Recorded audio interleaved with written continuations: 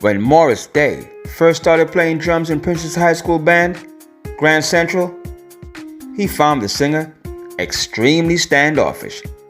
He'd stand in the doorway after we'd practice, looking at me inquisitively. He wouldn't say ish, then disappear. It went on for weeks before he directly said anything to me. That's what Morris said. Day says that once the two were acquainted, they quickly became best buddies. However, the funk drummer turned singer's memoir describes his decades-long relationship with Prince as a complicated one. At moments sincere and brotherly, at other times cold and removed. It was Prince's insatiable appetite for music that Morris Day revered the most. In fact, the first word in Day's new autobiography is Prince. That's because, as he so aptly puts it, to tell the story of Morris Day is also to tell the story of Prince. At their worst, the duo were inches away from fistfights, but on their final encounter and shortly before Prince's untimely death in 2016, the musicians shared a loving embrace. Prince, Morris said, was such an important portion of my life, not just musically, but as a friend. We had a real strong history. He was very unusual as an artist and as a friend. His energy for music, his passion for being successful and expressing himself, it was present even when we were kids. After he passed, every outlet you can think of wanted me to tell my story, but I didn't want to speak to anyone. There were a lot of people who didn't really know him as well as I did, who would jump in on the bandwagon. I don't want to be a part of that. I was just waiting. This was the perfect time for me to tell my story. Here's how Morris explains Prince's unusual way with him. It was definitely a one-way road with him. I never had his phone number once he became Prince, as the world knows him. True to form, my phone would ring at 3 a.m. Morris is Prince. What are you doing? And for some reason, I accepted it. To this day, I'm not sure why. I allowed it to be the way it was. But in retrospect, if we did something musically, it was significant. I look forward to having those moments. Morris was asked, was there bad blood between him and Prince after he got his first record deal? This is what he said. He said, no, I never brought that up because he redeemed himself with me. My mom moved us away to Maryland. When I came back, he immediately was happy to see me. He let me come into private rehearsals, let me go on the road with him, and gave me a little bit of money. Eventually, he said, you can come in the studio. The first freaking song I cut, he wanted it. I will give you money, or I'll give you a record deal.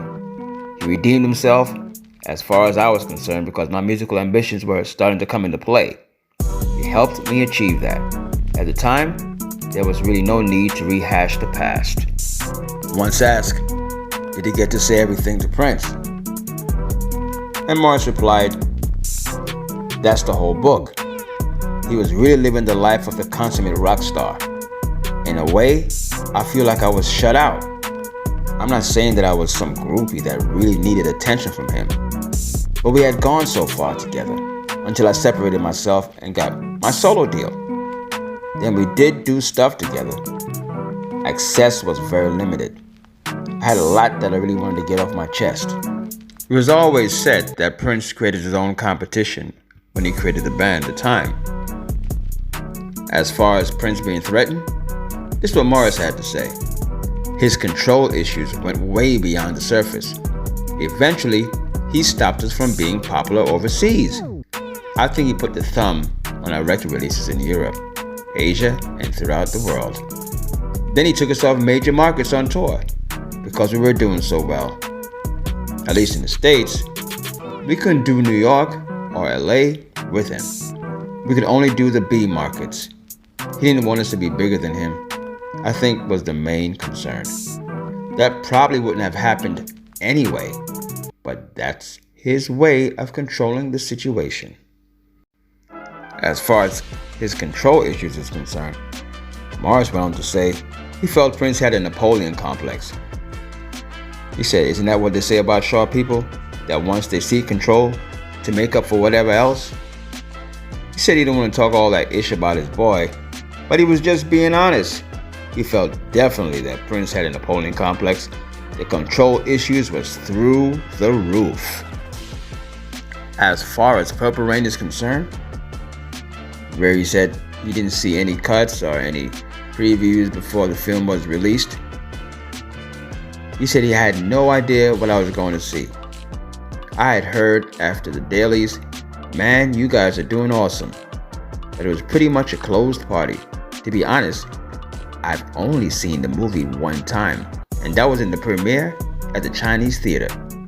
That's the one and only time I watched that movie all the way through. I was impressed. As far as Prince being so frugal when he was earning millions from that film, this is what Morris had to say. He felt it was all about being in control. He wanted to control the camp, the money. That was his thing, and in retrospect, I get it. I still love the guy. I'm not looking at it in a negative fashion. God has a plan for everybody. You will shine when it's time, and nobody can stop you from doing what you're destined to do in your lifetime. Things are going well for me right now.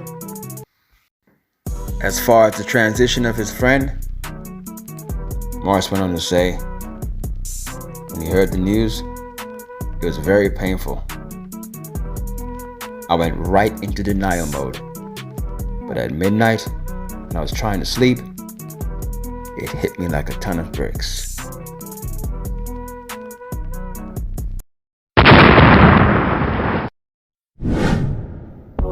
A global health crisis, worldwide political strife, domestic division, senseless violence.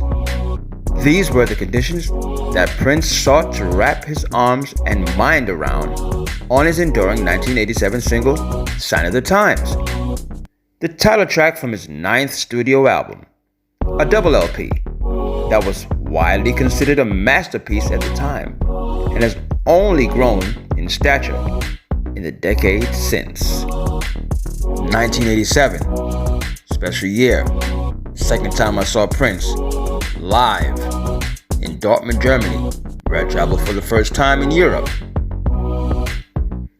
That was the Sign of the Times tour. Amazing.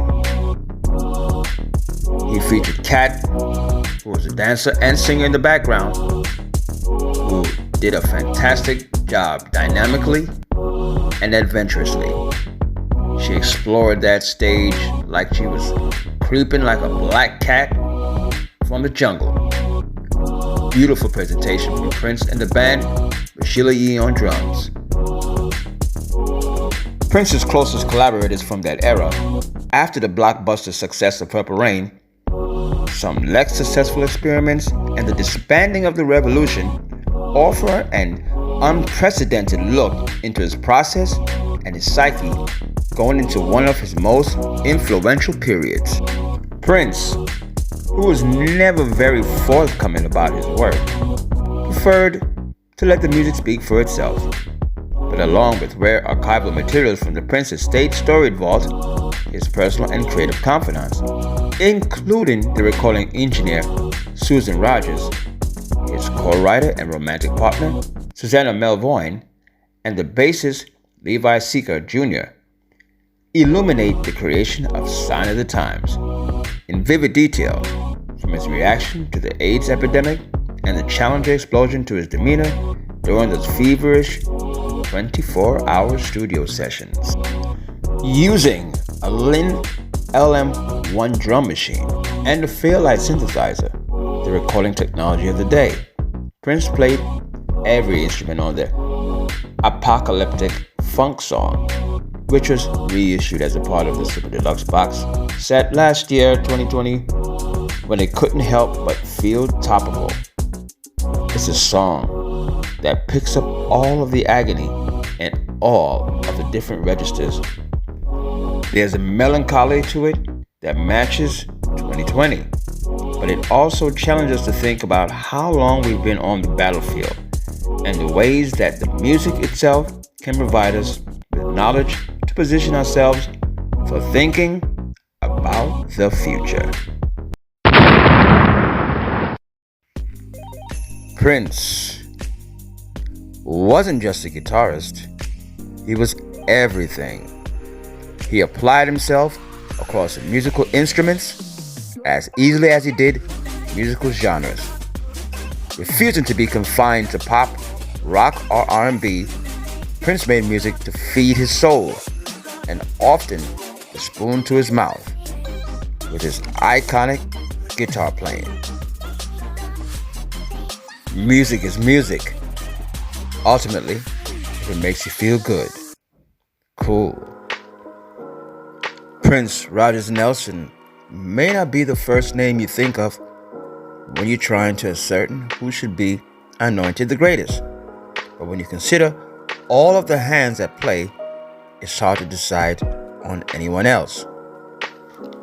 Varied for his unique songwriting ability and utterly wondrous viewpoint, the late great Prince carved out a career shrouded in purple and founded within the purest moments of music. While he may have been a pioneering figure of R&B and hip-hop today, owing mainly to his outrageous creativity, the really impressive thing is that Prince handled pretty much every single note in his productions. As far as the greatest guitarist of all time, there are plenty of noble knights willing to take the crown. The history of rock and roll has provided us with some sincere figures worthy of consideration, from Sister Rosetta Tharpe to Jimmy Page, Jimi Hendrix, and all the way up to Jack White. Every single one of those acts chose the guitar as their weapon of choice and began a musical crusade that still somehow continues to this day. But there's one name that is too often overlooked, and considering he's already royalty, it's practically laughable. The jury has already convicted Prince of being his Royal Badness, but now let's make a case for him to be considered guilty of being the best. Led Zeppelin's Jimmy Page should rightly be thought of as a true great, but he can't really be considered the best when every foray you make into a new genre is widely lambasted. The less I say about his Diddy collaboration for Godzilla, the better. Jimi Hendrix is perhaps the only name that comes close to matching up with Prince. The truth is, on pure innovation alone. Once called a guitar god, former Cream man Eric Clapton is also one name routinely shouted from the rooftops as the best. Clapton has only ever seen one man as a true inspiration, a life-giving doctor of rock and roll, and ultimately the man who saved the genre's life with Purple Rain. Clapton once said, "Prince came along at a time when I thought rock and roll was dead." He continued, "This is someone who is a reincarnation of Little Richard, Jimi Hendrix, and James Brown in one." I thought that's exactly what the world needed. It's these sentiments that ring truest of all from these greats. Few of the names I just mentioned so far have moved to make themselves icons as effortlessly as Prince did.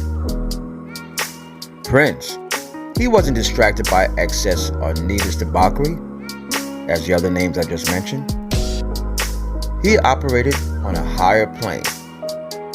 Landmark pop songs like Kiss, Cream, Raspberry Beret, and Purple Rain may have dominated the charts, but still they were founded on Prince's guitar. It just so happens he was gifted enough not to let his own marvelous talent outshine the song at hand. Something which cannot be said about the others. They put themselves center stage when they played guitar, and demanded attention and adulation. Prince merely rolled out the purple carpet and did his thing. Although he did naturally take part in every eccentricity he could find, he still stayed focused. For instance, there's one defining moment. This may just propel my case for Prince being the greatest guitarist of all time. As part of a tribute to the late Beatle, George Harrison, Tom Petty and his son Donnie gathered the brightest minds in rock to perform some of the songwriter's best loved tracks.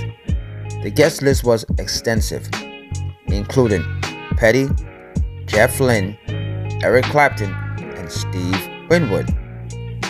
They all parted ways to let Prince wail on arguably the greatest Beatles solo of all time.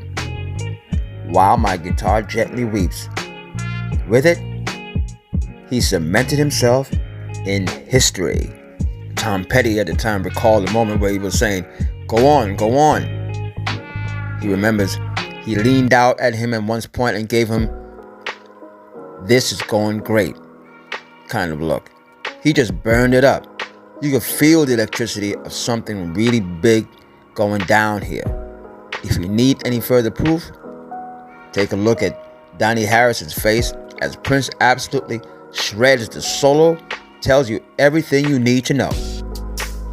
Hey, it's not easy to land the title of greatest guitarist of all time on one person's shoulders. After all, with any art, beauty is truly in the eye of the beholder.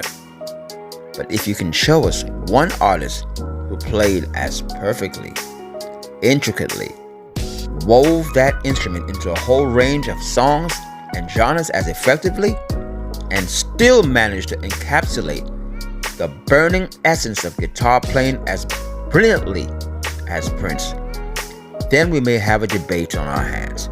For now, the defense rests. Prince is by far the greatest guitarist there ever was. Thank you for watching. Thank you for listening. I would also like to thank contribution from the Far Out Article magazine on Prince's guitar playing. My name is Gary Harrison. Stay humble and stay hungry. I'll catch you on the next one.